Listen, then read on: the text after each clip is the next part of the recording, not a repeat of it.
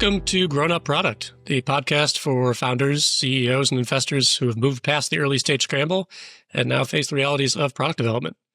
If you're tired chasing the latest trends and want real stories about what works and what doesn't in product leadership, you're in the right spot. We talk with people who've done the hard work, made the tough calls, and could share what really happens as companies grow up. Today's guest is Chris Kincanon, Fractional CTO and co-founder of Ready Steady. Chris has spent years working with high-growth startups and their investors, helping them scale product and engineering without burning everyone out. He's seen the chaos that comes with rapid growth and knows how to help teams find their footing again. If you're a founder or CEO trying to level up your product org, or you just want to get out of the bottleneck yourself, Chris has been there and done that. Let's get into it. Chris, welcome. Thanks for having me. Appreciate it. Yeah, absolutely. So I'm a fractional CPO, you're a fractional CTO. We do overlap, obviously, in a lot of ways. I think fractional is a very new and kind of burgeoning job description, if you will. I'm curious, just for our listeners, if you can give a little bit of context. What does fractional mean, and how did you get into being a fractional CTO yourself? Yeah, sure. As far as how I got into fractional CTO, it's been like a steady career progression for me. I started my career early on doing consulting. I was originally at Accenture when I left college and got a really great start and understanding of what it meant to come in and move needles from them, right? Because we didn't come in, we didn't achieve goals. If we didn't meet deadlines, we weren't doing our job. From there, as much as I loved tumbling through different products, I started looking for something that I could really sink my teeth into and moved into the startup world. Did some educational startups, built some LMSs and those kinds of things, and really got to sink my teeth into not just getting a product up and off the ground, but what it took to stabilize a team, build a team for continual growth. And from there, I sought out stronger challenges, bigger companies, larger problems, harder needles to move in a lot of ways. And as I moved through my career, it became important to stabilize that process, and not just internally to an engineering team, but also, as you mentioned, to reach out to product, to marketing, to sales, and to legal, all these different departments, and build those bridges into the engineering group so that we could make sure we were building the right product together. Worked my way up all the way through large corporations, Kohl, Unity, and really got a chance to hone and battle test my ideas and process. And when I came out of the end of that pipeline, I had a really great product owner that I was working with, Lisa Hagen, and we decided to go ahead and start our own business because we felt like we had the experience and the process that a lot of early stage companies needed to build products right. And we had a semblance of what good looked like, which was something that we were running into a lot in our endeavors. It wasn't that the team couldn't do what we needed them to do. It's just, they just really didn't know the pattern. And so when we started talking about founding the company, we ran across fractional CTO, CPO, those kinds of roles. And we recognized that those were companies that needed help, but couldn't afford, or oftentimes didn't feel like they need a full-time person in that position. Those people were either hesitant as to what those roles could get them, or they lack the understanding of what those roles entailed. Developing a product on paper, writing it in code is very, very expensive, in my opinion. And oftentimes a lot of the work can be done through iteration on mockups, or they could be done through iteration with customer communication or those kinds of things, right? And so when me and Lisa started talking about all this, we felt that the fractional position was a good place for us to strike because we had those patterns and processes. We knew how to come in and help elevate those teams. We knew how to engage with the leadership in a way that we understood that they didn't need the full process, right? They're not corporations. They're not trying to manage, 50 to 500 people. And so we see the fractional position as a way to spread our knowledge and experience very simply and fill gaps that are needed in the industry. We believe that getting in with companies either early on in a scaling event or early on in their production in general allows us to build in the standards and processes that are required for good company culture.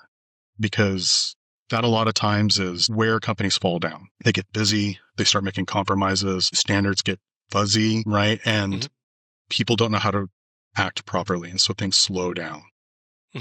Having those processes in place, having clarity around the roles, having clarity around the way that information flows through your company enables the workers to build up themselves, right? Allows them to join those standards and augment those standards that eventually create the company culture. Earlier on in that process, earlier on in that shift or scaling event, that you can catch up to those kinds of things and make sure that those standards don't slip, the better you're going to weather those transitions. Yeah. So process, I think, can be a dirty word to some founders, some CEOs, right? We probably, had 10 people, click exit the minute you said that, unfortunately. I'd like to dig into a little bit about what process means to you, at least in this context, right? How do you know what good looks like, and how do you know when you have too little process or too much process? Yeah, one of the major symptoms that we usually see, especially early on, is a lack of clarity. And then the lack of clarity doesn't just look like we're not really sure what to do. I mean, that's common, right, for businesses.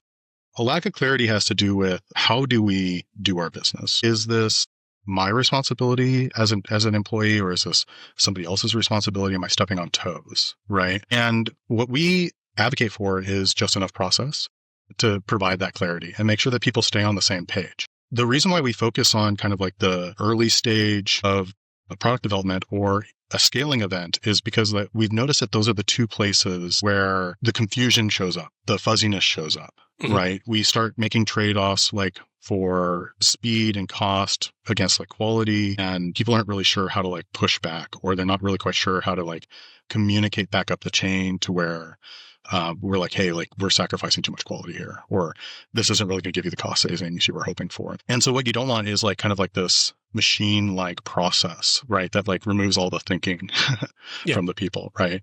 Yep. The process really is not about getting work done. It's about how we get work done as a cultural and a business. Right. And through that, like, what do we value? Are we really just like a machine that's like trying to pump out a product as much as possible, and that's just like the culture of our company? Or are we looking for the best product? Are we looking for the one that resonates best with our users? I don't think that a lot of companies understand that they're making decisions on those levels. That's where we push for product to get involved, is to try to help curate that conversation. And it really permeates the rest of your business. It's about your product market fit. It's about who is your real audience, because you can't just be like, well, we appeal to everybody. So how do we intentionally make those decisions? And then how do we bake that decision making into our process? Right. And so the process that I'm talking about isn't like this micromanaging, we tell you how to get things done. It's really about installing guardrails and checkpoints is the way that we talk about it. Right. To where like we know that we can't boil the ocean. Right. But how do we communicate with the rest of the company focus? Right. And we do that through like putting in guardrails. We say, we know that we're interested in these things, but we also know that we're not interested in these things. And it's important to call that out intentionally, right? To where we're actively saying we're not pursuing this, because otherwise it's always kind of like in the back of our heads, like we could do this, and it ends up being a distraction. We can always shift those guardrails if the market changes, or we're discovering through application development that there's more opportunity than we thought in that direction. But it really is important to have those guardrails in place for focus, right? Yeah. So I think when people hear process, they often think automation, efficiency. I hear you saying to some extent, though, process as a way of ensuring people can slow down and think. Right. Yeah. And I would say like the other big point here is like checkpoints, right? Like I think that a lot of people, think about like metrics when we talk about process and things like that, or KPIs, which is like another like kind of like semi-bad word. Sure. Or at least one we don't enjoy, I would say. But I think that the checkpoints that we want to build in are more trend centric is usually what we say. Like we tend to ask people to think about them as the canary in the mine shaft. We don't want to spend a ton of time thinking too hard about the metrics, but what we do want to do is understand what levers we're trying to pull. Again, it's that intentionality. We're not just expecting the metrics to tell us what we need to focus on. We're supposed to be taking intentional steps towards outcomes that we're looking to achieve, right? Within our product, within our user base, wherever it may lie. And I think that when it comes to like the checkpoints should act more like the canaries in the mine shaft, to where they should give us an idea when things are going in the wrong direction, or we're not pulling that lever hard enough, or we're not getting the outcome that we're expecting as clearly. So I agree. Like a lot of times I have to call it process, but I agree that there's bad sentiment towards it. And that's something that me and Lisa do work towards. We don't want it to be a dirty word. We want people to engage with it because we believe that that's, again, part of a good culture. You can affect the process. You can pull it out and you can observe it. You can rely that people are like doing these things. And that's what you can rely on as you build out your section of the process. And so a lot of things that we like kind of advocate for, we try to focus on the interaction between leadership the product team and engineering, because me and Lisa are in a little bit of a unique situation to where we cover both sides of that gap.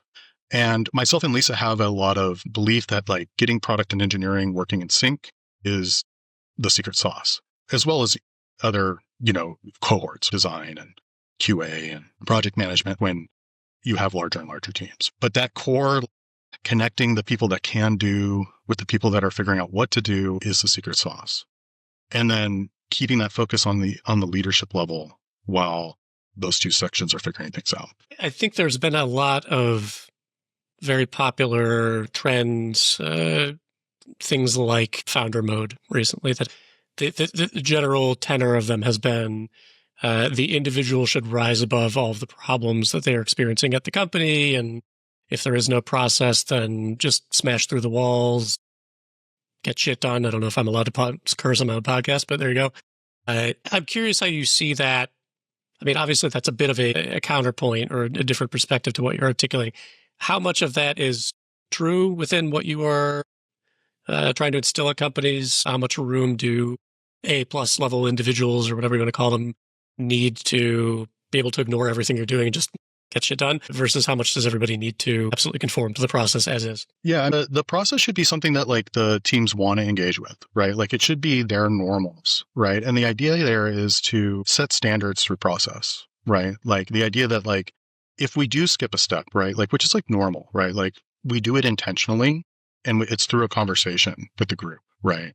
We say like, this is a small enough thing that maybe we don't need to do like a full product write-up on it or something like that. Like we're happy to prototype this and then let's have a product write-up or something like that. There's always exceptions to those norms, and the process acts more like a home base. When we stray from our path or we need to do something different or weird, we know where to come back to as well. Mm-hmm. But it's really about setting those standards within the development world. We call it engineering excellence, but there's other versions of that exist in like the producting world and the marketing world and stuff. How do we get those all to like connect and communicate with each other? Overall, I feel like there has to be a process.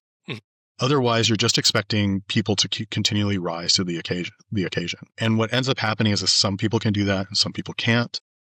And there's no support for the people that can't, and the people that can get frustrated because they need the other people around them to be able to do the same. And so what ends up happening is there's that standards mismatch. And that's how you lose high-performing talent, in my opinion.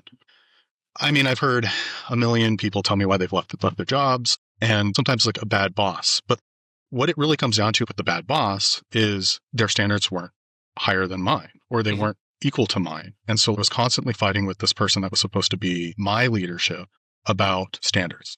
And they eventually just give up and quit. They go look for someone else that's willing to raise their quality bar. Sometimes that's the right choice. Every company needs to go through the process of thinking through the iron triangle of like quality, cost, and speed, and understand what they're looking for.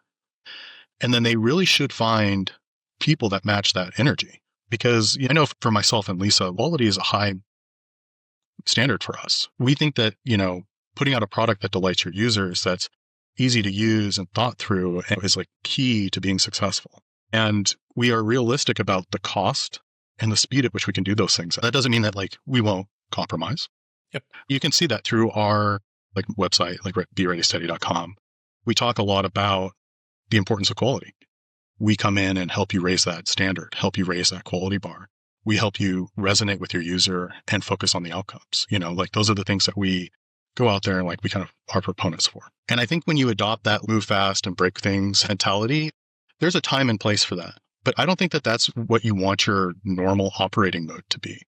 Because if there's chaos on that level within your company, that chaos is going to filter up to you as like a leader. And you're going to end up in a situation to where either your leadership becomes the only decision maker in the company because everybody's just moving fast and breaking things, or the quality of the product's going to slip and you're going to frustrate your user base, or, you end up like in a analysis paralysis mode to where like nobody's communicating, everybody's just doing what they want, and there's nobody like really putting work together to do the major lift. Right. Yep. I think what you're articulating, certainly resonates with me. I grew up as a musician. To me, the metaphor is jazz. Everybody needs to be playing the same song and, working from the same set of shared principles, know their role within the quartet, but there's absolutely room for riffing. And it's actually the shared structure that facilitates the riff. It's not that it inhibits it. But to your point, not everybody gets a solo, right? It's something that has to be, let's say, earned through proving that it adds value. It's an interesting tension, though, and particularly in how we talk about it as fractionals. Because if you go in with, we're going to put in some structure, but not too much, just a little bit, and people can still do it. It's very hand wavy very quickly. So I think it is easier to talk about the structure first and then loosen it, at least in my experience, than the opposite. Yeah, I mean, I think the music example is great because like you can all play the same note even, but then it's not quite right. Like not everything's really in tune. Yes. Like that's like one of the first things, like my kid's in band, and that's one of the first thing they taught him to do was listen, not play, right? So that you can hear the people around you and you can kind of like even out that tone and, get on the same page. And that's a lot of like what we do when we come in, right? This is like, that's really like, I feel like a big part of our goal is to help start that product organization if it's not there, or help bring that product organization more into its own so that it can start being the thing that helps bring everybody to the same page. So you mentioned earlier, kind of an adherence to quality, at least as one of the values that you, really are keen to uphold, at the companies that you're working with. I think, putting on my founder in 2025 hat, almost everything, again, that you're reading on LinkedIn these days is quality doesn't matter, vibe code your way to something, doesn't matter what it is, just throw it out there and then some magic process will happen afterwards to make it better and actually, customer friendly, et cetera, which I love that part always gets glossed over. But obviously that is very, again, kind of at odds with the current, the flavor of the moment. I'm curious to kind of get your learned experience as to why that is the case, right? I think somebody new to product may look at that and say, yeah, velocity sounds awesome. I can ship something tomorrow and tomorrow and tomorrow and tomorrow. Why doesn't that work in your experience? Yeah, we could do a whole nother episode on vibe coding, in my opinion, on that. I mean, being very closely tied to the engineering group, I have I would say, I have a lot of opinions on where and how AI should be used within the software creation process, right?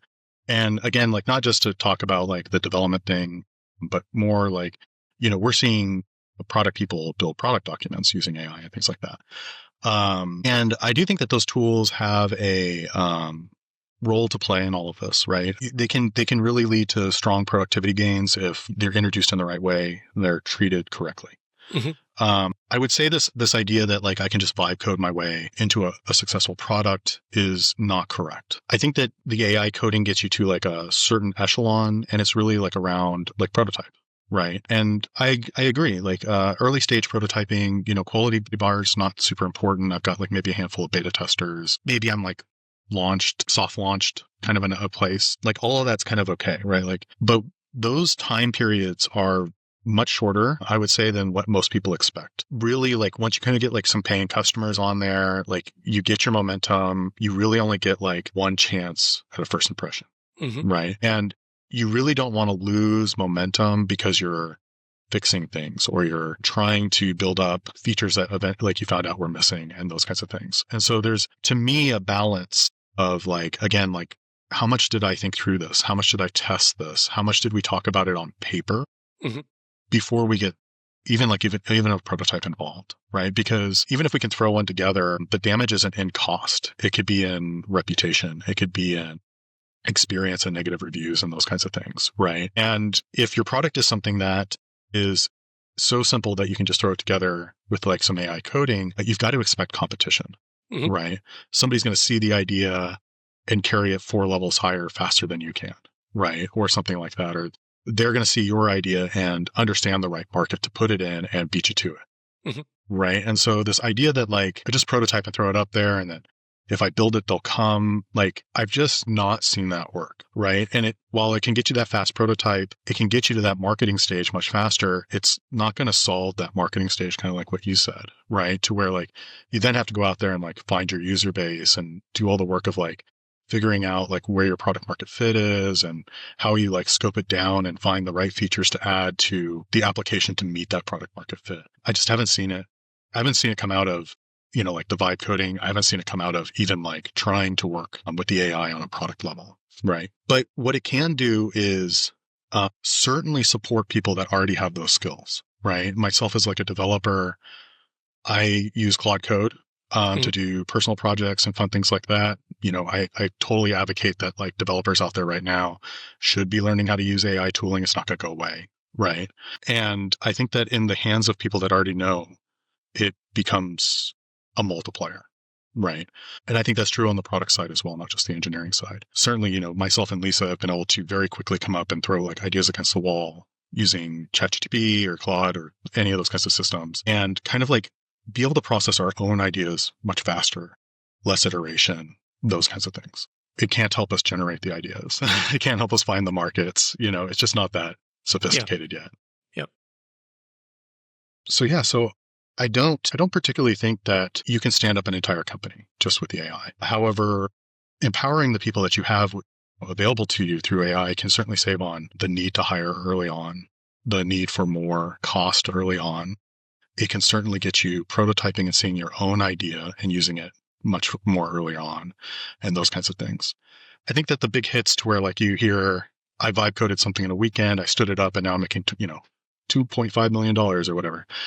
I think that has more to do with, that market positioning, that I knew the right people, I hit the right market, I posted in the right spot, and it goes back to kind of like the unicorn startups, from like early 2000s and things like that, to where it really just ended up being, it didn't have anything to do with like, oh, I vibe coded it.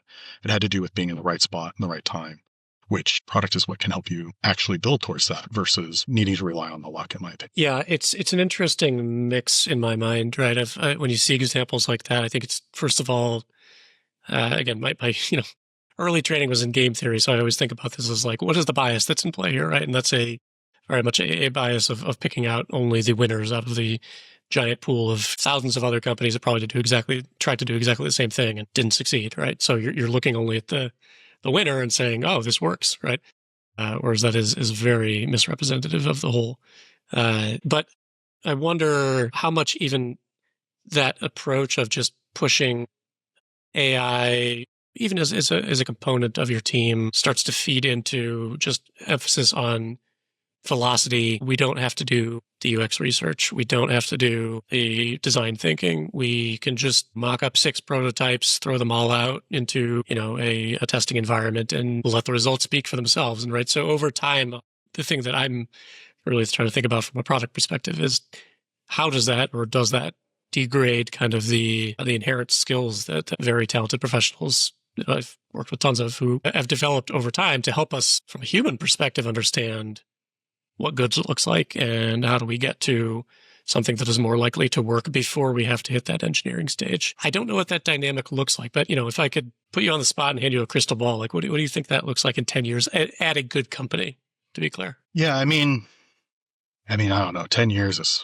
it feels like forever away at this point, you know what I mean? And the speed things are going. I mean, I do believe that the AI tooling will continue to grow.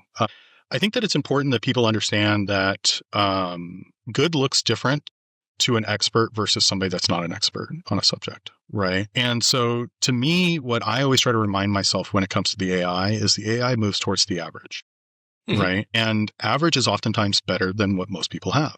And I think that that's also an important thing to admit and understand, right? But it doesn't get you to good, right? Like I don't think that the AI currently has a way to distinguish between the average and excellence, right?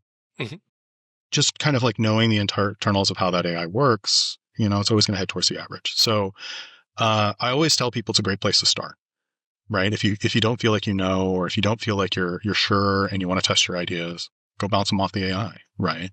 One of the world's best rubber ducks right now. But I think that if you're getting to a place to where it's making decisions, right? Like that's where I would like checkpoint, right? And be like, where is this leading me? Like, what are we thinking? Like, is this gelling with my idea of like what this company was going to do or what this project was going to do? Or is it drawing me to its conclusion, right? Which I think is the inherent danger there. Like that's why I tend to like advocate that it's like, I think like Claude Code, for example, or Cursor or one of the other like coding AIs is best used in the hands of developers, right? Because they have a semblance of what good looks like from a coding perspective, right? Like it's like, I wouldn't expect like, like my mom to be able to use like Claude Code and produce something good because she really doesn't know, right? Yep. However, it's going to, if my mom did want to produce something, it would be way better than my mom sitting down and trying to code it herself. Right. So that's kind of what I'm talking about, to where like it moves you towards average, and average is oftentimes much better than what you can currently do. But I think to get to that good, or to great, or to excellence even, right? Like you've really got to put that tool in the hands of people that already know what those things look like, so that it can either contour the AI's output, or it can reject the AI's output and say like, this isn't the direction we're trying to go in, or this isn't what we're thinking about, or, this is a good idea, but it's like not going to work because X, Y, Z. Right. And when you start getting that feedback loop with the AI, now you're empowering that person. Right, is the way that I see it. And so, the danger there is don't upscale the decision making, and the other, big piece of that is what does good look like? Are you sure right? Yep. And that's something that like me and Lisa have done on a like kind of like shorter term contract basis, is come in and help teams establish that good, like what that good looks like, while they're onboarding AI tooling and things like that to try to bring up the productivity speed. Right. I think that that's a great thought pairing. Right. To where like you're realizing that you don't want the AI to just be taking over decision making or whatnot. But at the same time, you're recognizing that like maybe yourself or your current company setup doesn't know how to set those standards. Right. And like, there's that word again. Like we're going back to like that standards, like how do you put the guardrails on? Right. And we've seen a lot of success with that kind of stuff, because like I said, like to me, there's two pushes out there when it comes to AI. Right. There's a push to like put AI in products. Right. Like every product's got to have like an agent or something that you can talk to that like helps you navigate the site or something like that. And I'm not overly sold on that side of things, to where I feel like every application needs AI. It should really just be used where it makes sense, rather than something that like we want to do to, keep up with the trend. I think that when you introduce AI and it doesn't make sense to the user, it ends up just being very costly and provides no value. And yes, you get to check off the checkbox, but at the same time, you're lowering your quality. Yep. Right. But you're making your CEO happy. Well, I mean, so these are the hard conversations we got to have with our CEOs, right? Yep. But I do think that there's a whole nother half to the conversation out there, which is like, what does it look like professionally to be using AI tools to do your job, right? And again, I think that, like I wrote a blog article at the end of 2004, man, like that's almost been a year now, to where I talked to a whole bunch of CTOs, people that I've known, and kind of got a sense of like what's going on in their world. And AI kept coming up over and over again. Back in late 2004, the conversation was heavily about, like, my CEO's telling me we got to get on this AI train. Like, how do we get on this AI train?